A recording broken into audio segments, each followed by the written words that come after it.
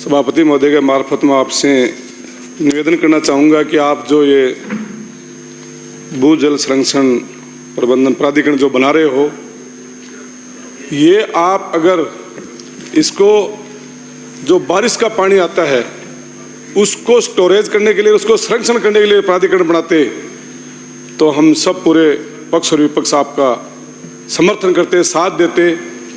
और आपने जो अभी ये प्राधिकरण बना रहे हो, ये तो एक भ्रष्टाचार की कड़ी जोड़ रहे हो। इससे खोदना बंद नहीं होगा, भ्रष्टाचार बढ़ेगा इससे। सरकार चाहे आपकी हो चाहे हमारी हो।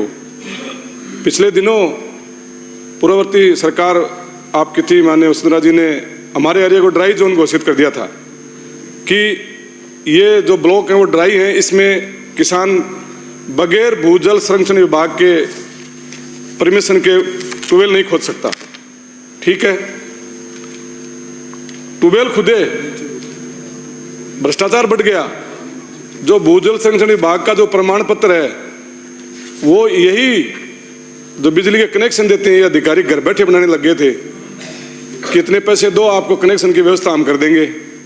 बाद में ट्यूबवेल भी खुद गया, कनेक्शन भी हो गया, पानी का दोहन नहीं रुका। तो वही एक आप दूसरा एक लेके आए हो, उसको फिर हमारी जब सरकार आई तो उसको विड्रॉ किया कि भाई नहीं, ये जो ड्राई जोन है इसको हटाओ, ड्राई नहीं है, हमारे एरिया में पानी है। तो वो कनेक्शन होने लग गए बिजली के। तो आपने जो ये बिल लेके आए हो, इससे कोई रुकने वाला नहीं है कि दोहन रुक जाएगा क्या। इसमें एक, जैसे पहले माननीय सदस्य ने कहा कि एक ढाणी के अंदर पानी की समस्या है, आपने जेजेएम में पानी तो पहुंचाया, 2028 तक पहुंचाओगे तो 2028 तक पानी पहुंचेगा। जब तक वो ढाणियों के लोग क्या करेंगे, उनको पानी तो चाहिएगा कल सुबह ही। तो उसमें एक व्यवस्था थी कि सिंगल फेस ट्यूबवेल खोद करके उनको पानी की व्यवस्था की जाए। 5 घर हैं, 10 घर हैं, उनके लिए सिंगल फेस ट्यूबवेल से उनकी पानी की व्यवस्था की जाए। अब आप ये जब लागू कर दोगे तो प्राधिकरण के पास जाएगी फाइल, और प्राधिकरण उस फाइल को रोक के बैठ जाएगा कि नहीं, हम वहाँ चेक करेंगे पानी कितना नीचे है, कितना गहरा है, क्या है। तो उस टाइम तक वो पानी की व्यवस्था क्या करेंगे। रोज लोग हम और आपके पास आएंगे कि हमारे यहाँ पानी की समस्या है। इसलिए ये मेरे ख्याल से ये जो आप बिल लेके आए हो ये ठीक नहीं है, इसमें सुधार किया जाए।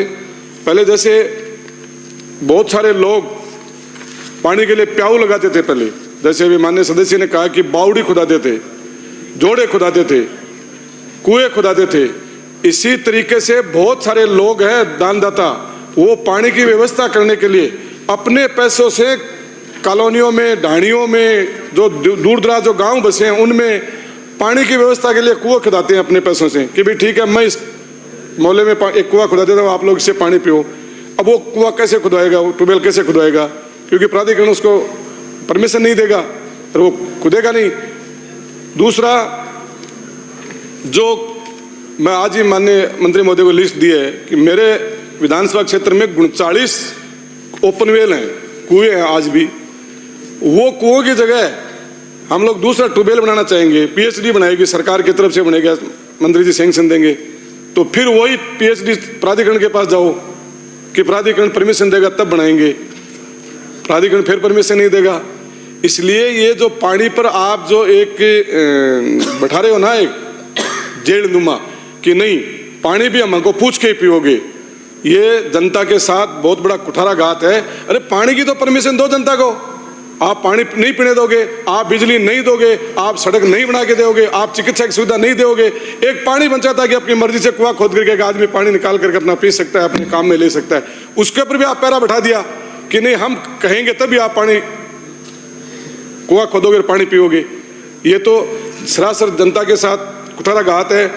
मैं बताना चाहूँगा कि जैसे एमएलए, एमपी या जिला परिषद, पंचायत समिति या पंचायत, ग्राम पंचायत अपने मत से कोई ढाणी ऐसी है कि वहाँ जनप्रतिनिधि को लगे कि इस ढाणी में पानी पाइपलाइन से सरकार के द्वारा नहीं पहुँचाया जा रहा है, तो वो उस कोष से पैसा दे करके ट्यूबवेल खुदाते हैं।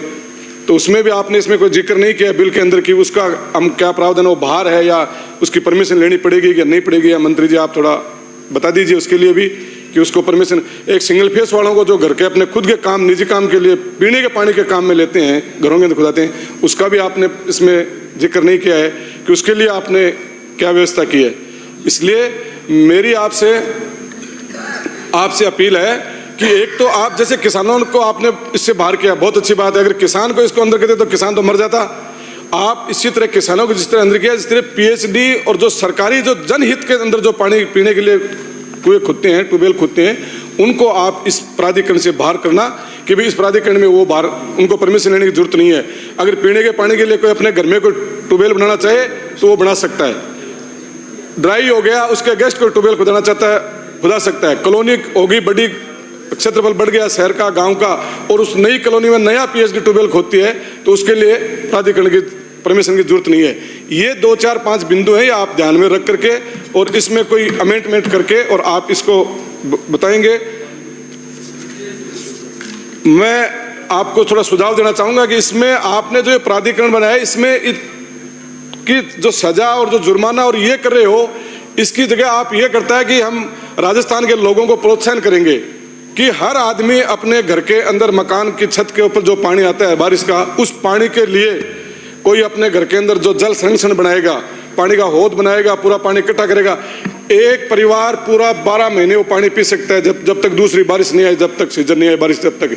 उसमें आप उनको प्रोत्साहन देते हैं, जैसे सोलर में आपने किया है कि सोलर लगाएगा उसको हम सब्सिडी दे रहे हैं और सब्सिडी देंगे। उसी तरीके से अगर आप पानी पर भी ये थोड़ा करते ना कि भी हम जल संरक्षण के लिए हम आपको प्रोत्साहन कर रहे हैं कि हर आदमी अपने घर के अंदर एक पानी का हौद बनाएगा और बारिश के अंदर पानी आएगा उसको इकट्ठा करेंगे, वो पीने के भी काम आएगा, पौधों को डालने के लिए काम आएगा और पशुधन को पिलाने के लिए भी काम आएगा। तो इससे बहुत बड़ा रिलीफ मिलेगा, दोहन भी कम होगा।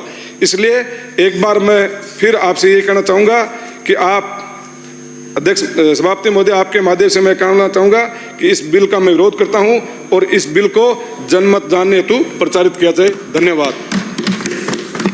श्री डूंगर राम यादव।